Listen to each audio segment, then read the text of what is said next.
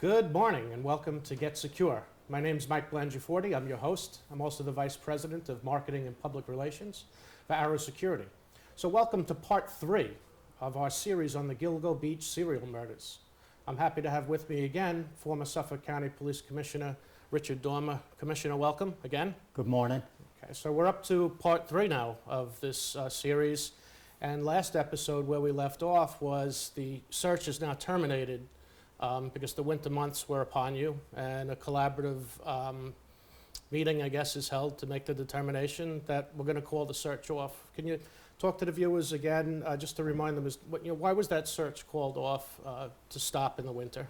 Well, because there's very difficult conditions, very harsh conditions out there at Gilgo Beach, and we'd possibly miss something if we had continued the search in January.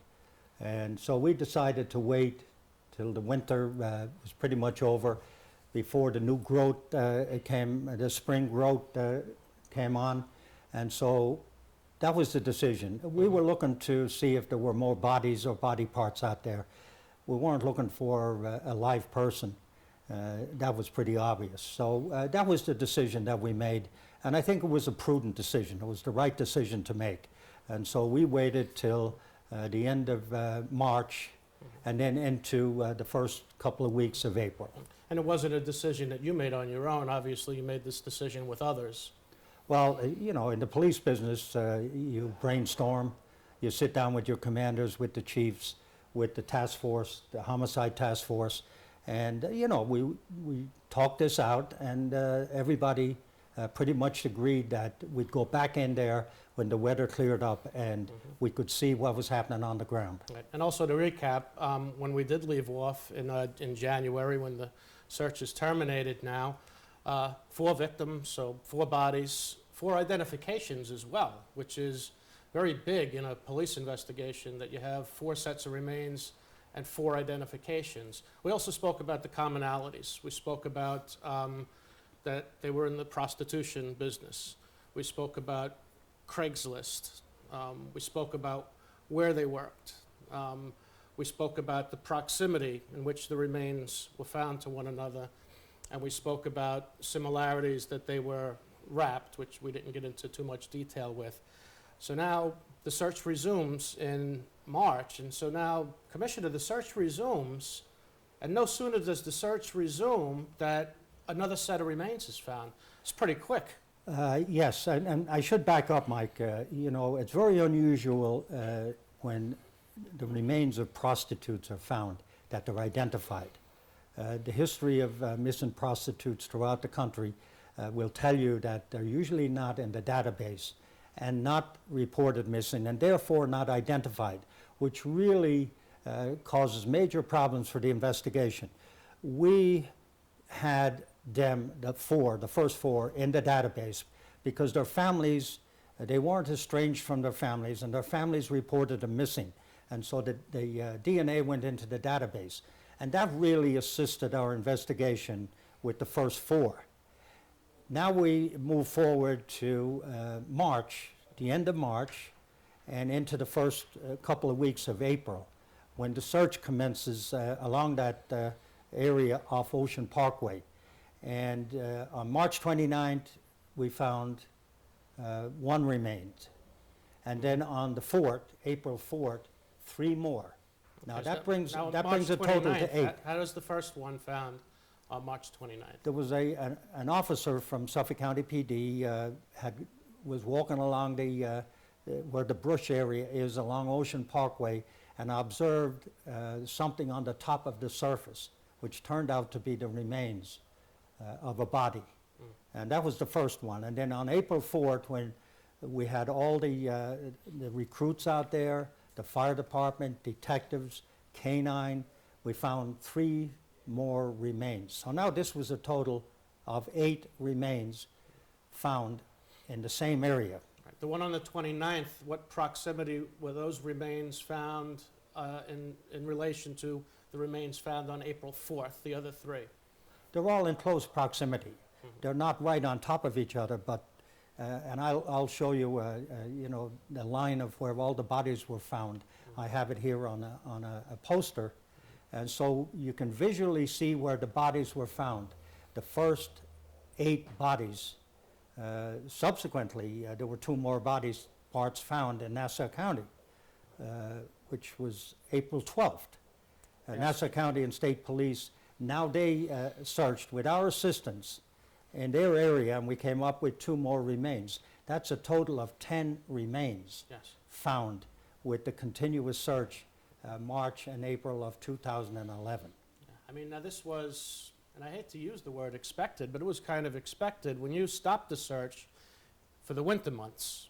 I remember we spoke last show that you were fairly reasonably certain that once you resumed the search that more bodies would turn up, and that's in fact what happened.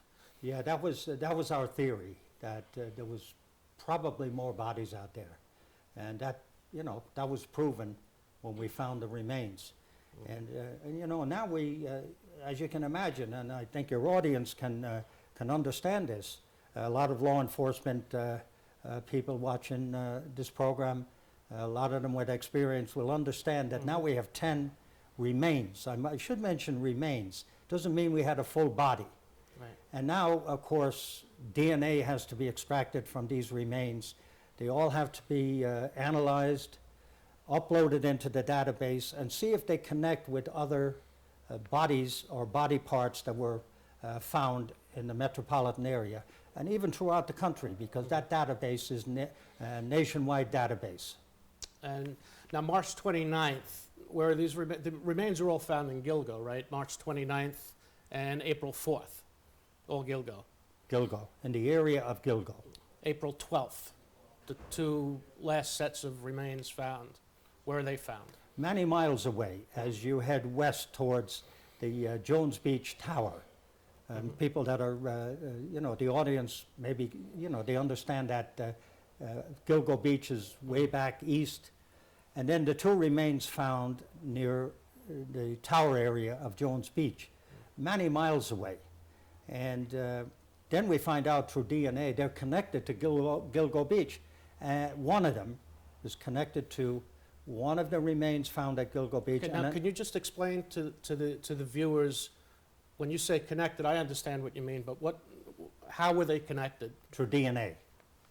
Through DNA. As being the same person? So the remains that were found at the tower near Jones Beach were connected, or the same DNA matched those remains to remains found? The 4 remains that were found, the one in March 29th and then April 4th. These were the 4.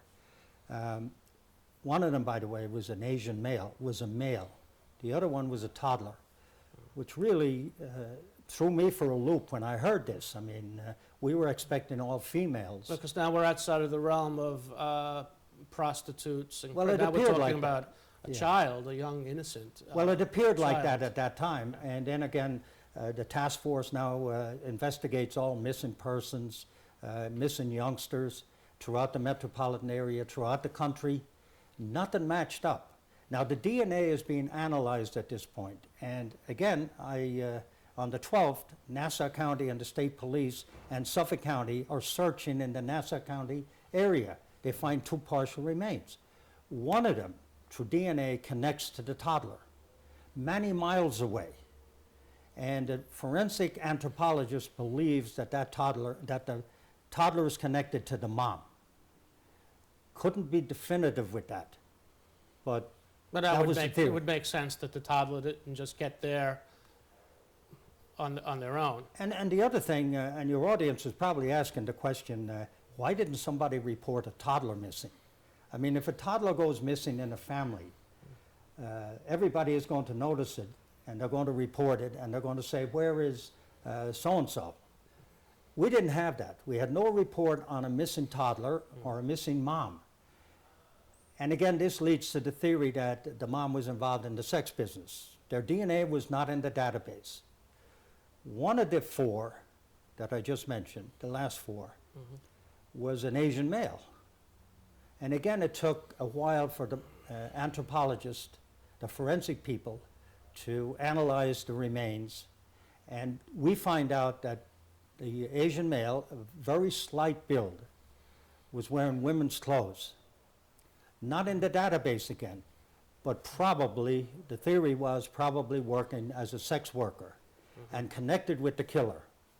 This is the theory, because they all end up at Gilgo Beach. His manner and cause of death was a little different from the females. Well, what was his cause of death? Blunt force trauma to the head. Mm. And that was publicized. I'm not releasing any privileged information Right. here. So so the male is blunt force trauma to the head, and the females, now we have, again, you're up to 10 bodies. Right. The cause of death of the female bodies, was it also asphyxia? These were pretty degraded. These were old remains, very difficult to determine how they died. And so it was undetermined in a number of cases how they actually died. And what about the toddler, this little innocent? We believe it's a girl, correct? Yeah, it's a female, 18 months to 32 months. This is what the medical examiner determined. The exact age was impossible. And so we did, recover jewelry from both the mother and the toddler. And of course, we, put this out to the media. We had a press conference, and hopefully somebody would see it and call in with, information on the identity of these people.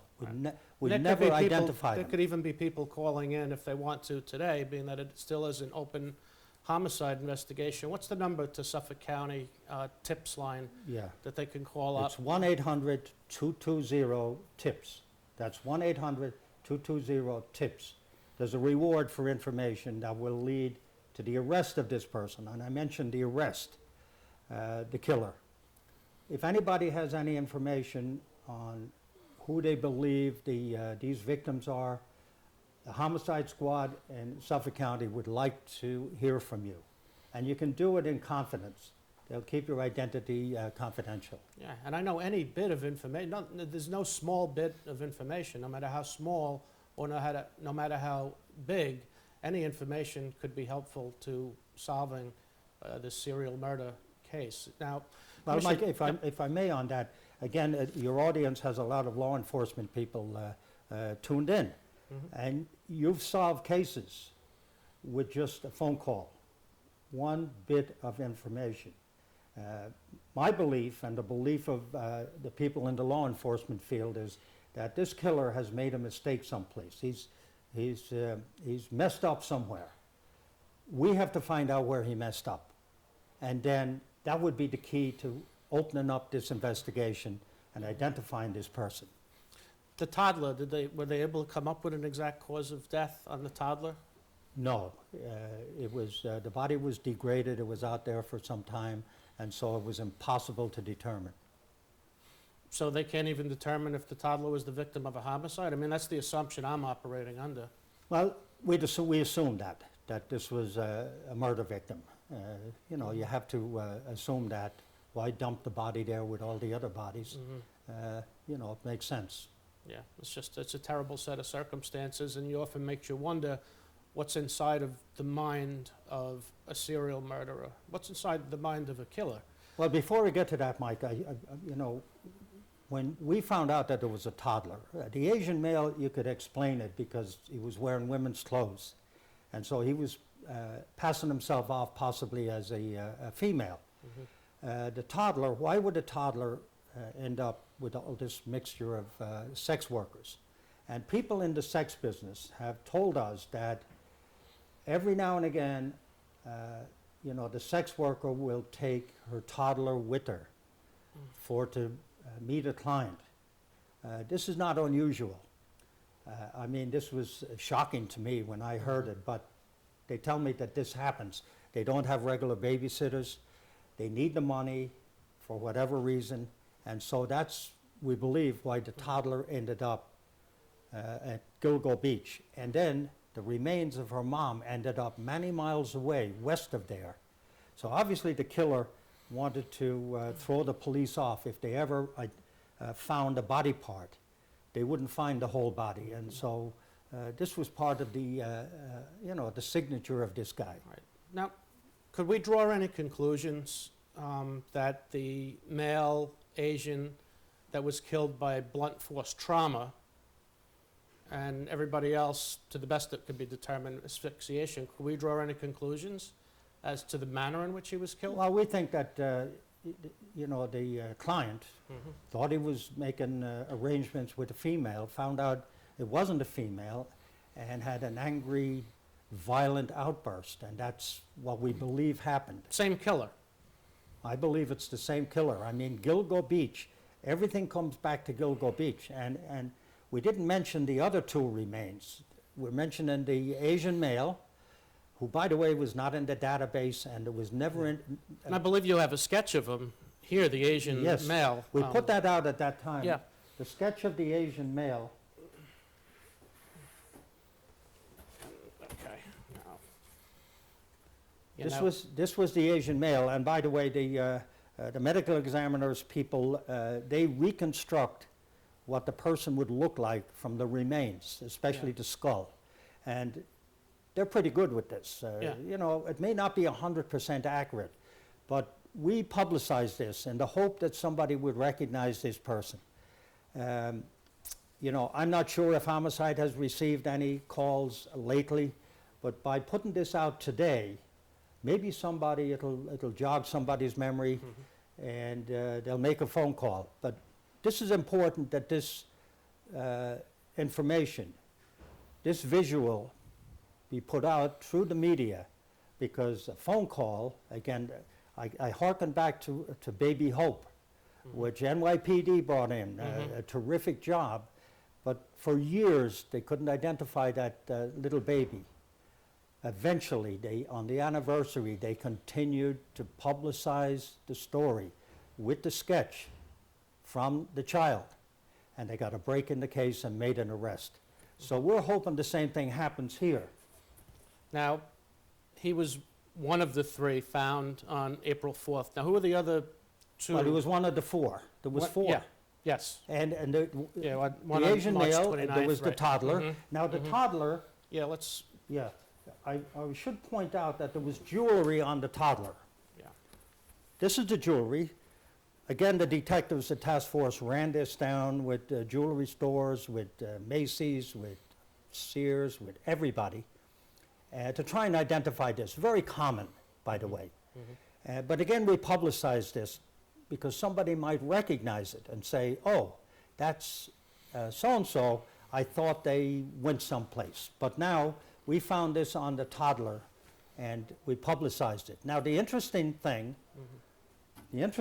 is the mom, who was found on the 12th in Nassau County and identified through DNA as the mom of the toddler. Same type of jewelry. Again, another connection between the two. And that's the jewelry. We had a press conference again, and we put that out to the media in the hope that somebody would recognize it and make a call to our tips hotline. And by the way, we did get hundreds and hundreds of tips. And again, your law enforcement people that are watching this, they Was it ever determined where that jewelry came from? No. Could never find out Where it was made? No. It was so common that it was impossible to Was identify. it gold? Was it gold plated? Was it?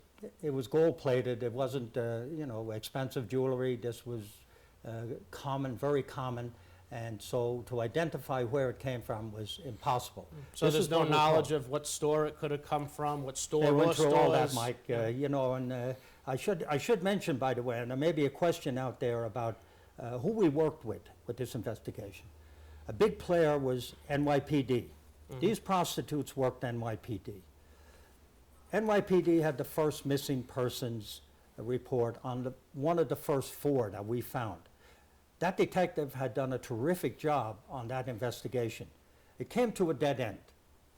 Not till we found the body at Gilgo Beach and connected it with the detective's case in New York City. And by the way, New York City, very cooperative, gave us all their files, sat down with our task force, and we continue to work. The department continues to work with NYPD because the key could be in New York City.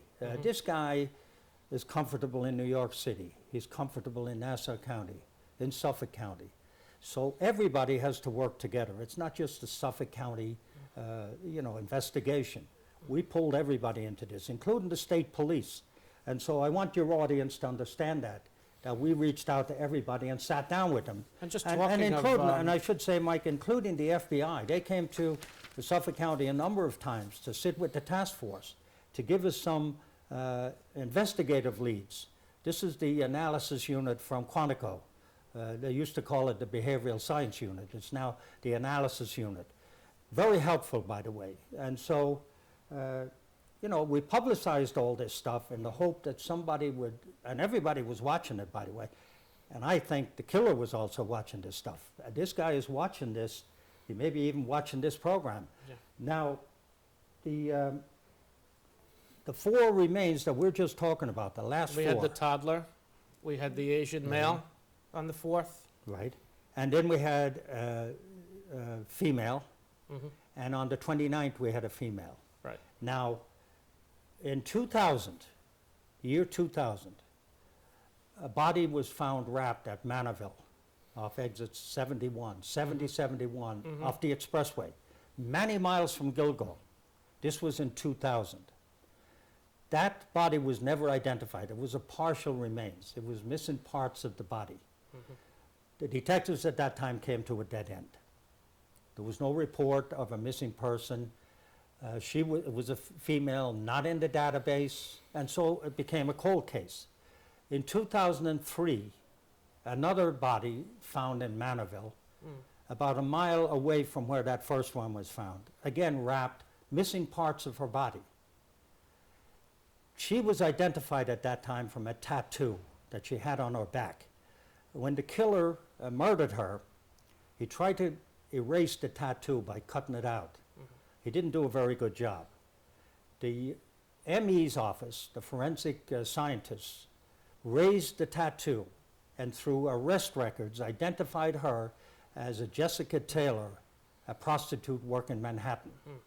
Again, the detectives working with New York City PD and the detectives tried to follow up on that. It became a cold case.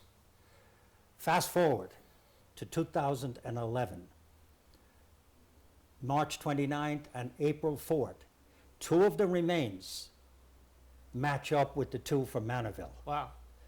And we knew that right off the bat because in Manorville, they were missing a head. Wasn't and there a arm. detective that put that together?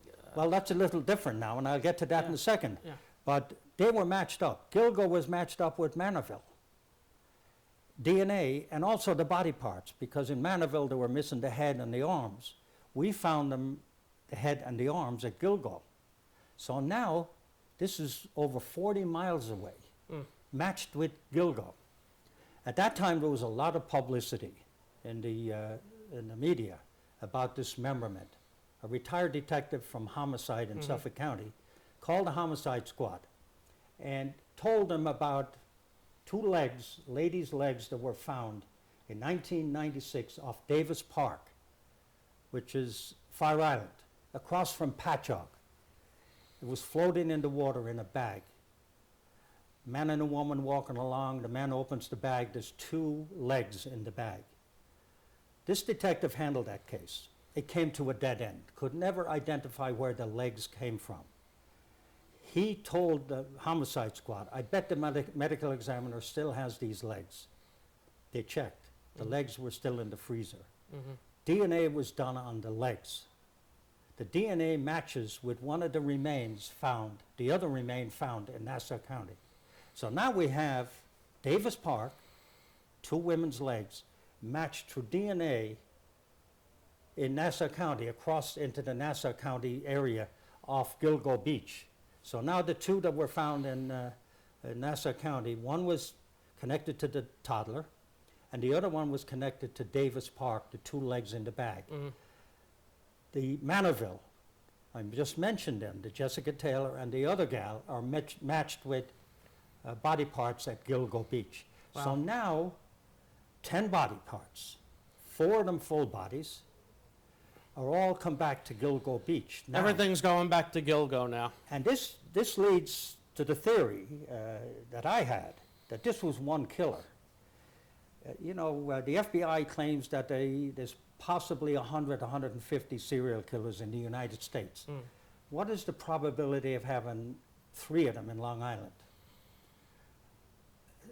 Statistically, I don't think that's a good bet. Yeah, I mean, but And as they're of all today, coming back. as of today, Commissioner, you're focused in that all of these connected cases, one killer.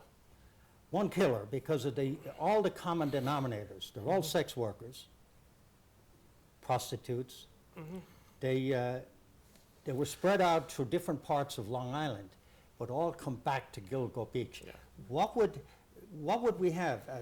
2 or 3 serial killers using the same MO, Oh. and by the way, dumping them is their signature. Right. Now, I think on the next show, we're going to get into, because we're not going to have time for it today, but I know that you have a chart that specifically says exactly where all of the bodies were found. And next show, we're going to get definitively into where the bodies were found. But just to end the show today, I just want, and thanks everybody for watching Get Secure. You could tweet me, as some of you have, at the at Blangifm. That's at BLANGIFM.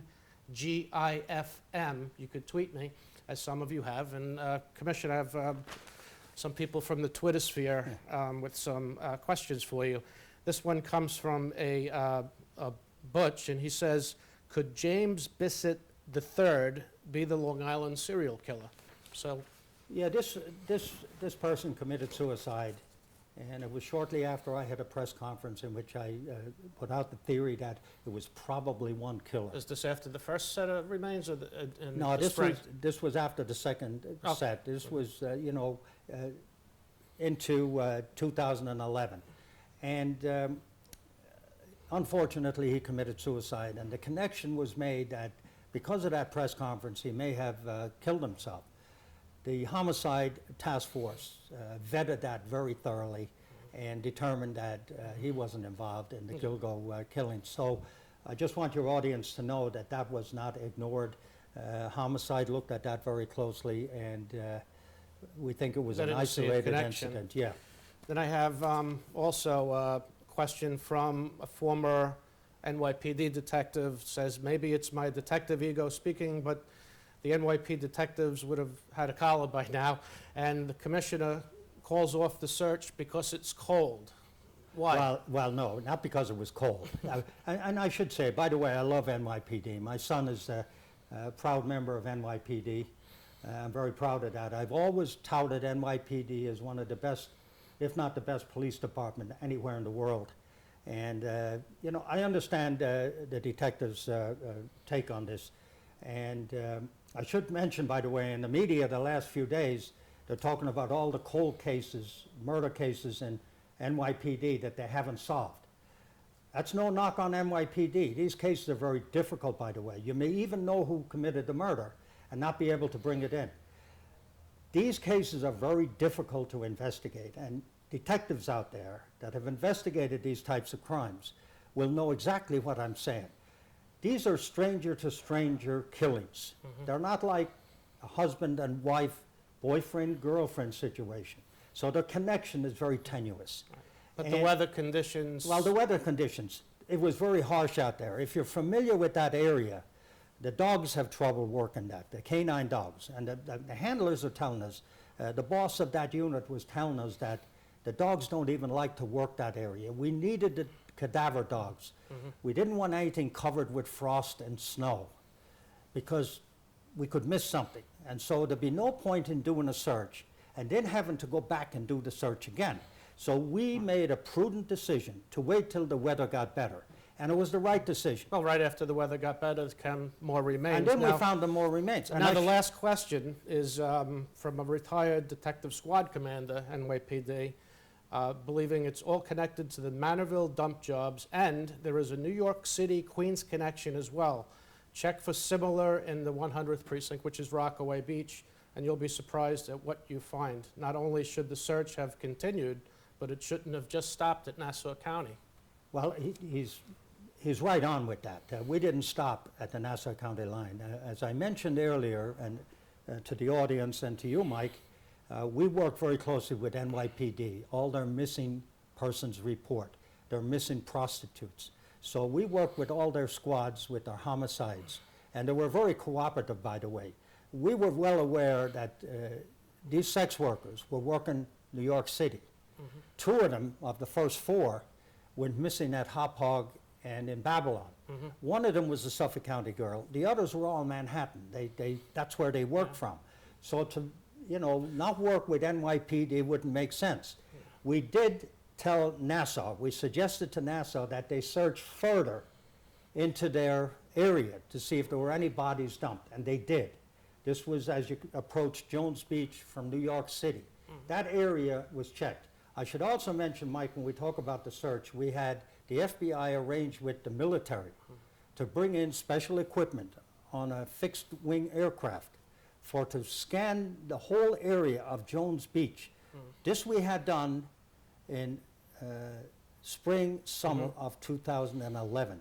Wow. And they identified many spots that our detectives and our forensic people went back and had to check out. Okay, I'm going to stop you there for today because we've run out of time.